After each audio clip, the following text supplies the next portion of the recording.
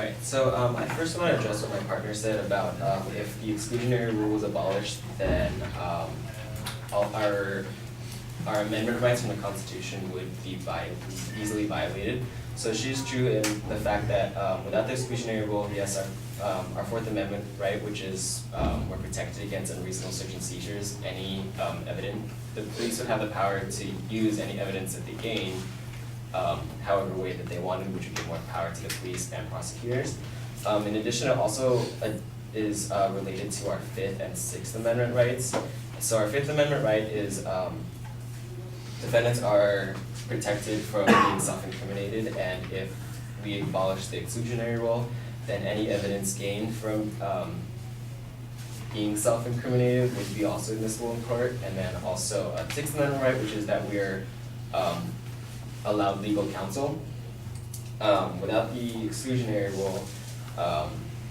if our right of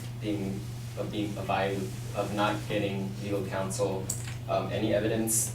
that was gained after that would be able to be admissible in court. I want to address the affirmative side that they said that the police holding police misconduct more accountable rather than excluding evidence will improve our justice system. There is things that the government uses to hold police accountable, and like my partner said, one of them is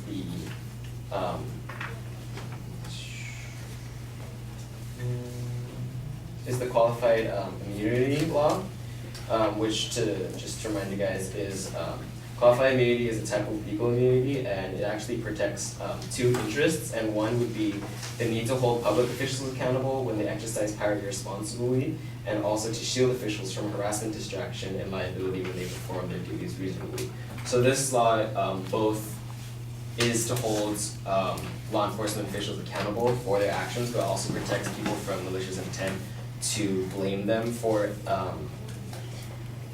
to falsely blame them for gaining evidence illegally. Another punishment that also deters police officers from violating our rights and gaining evidence illegally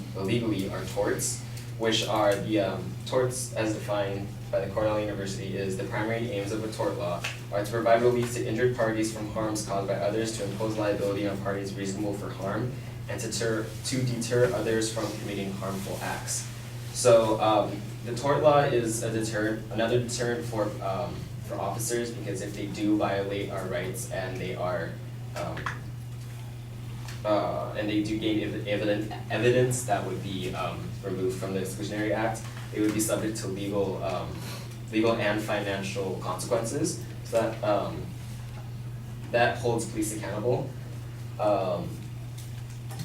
And I just want to readdress some of the one of the points that they said that our police officers do not have any training, and in fact,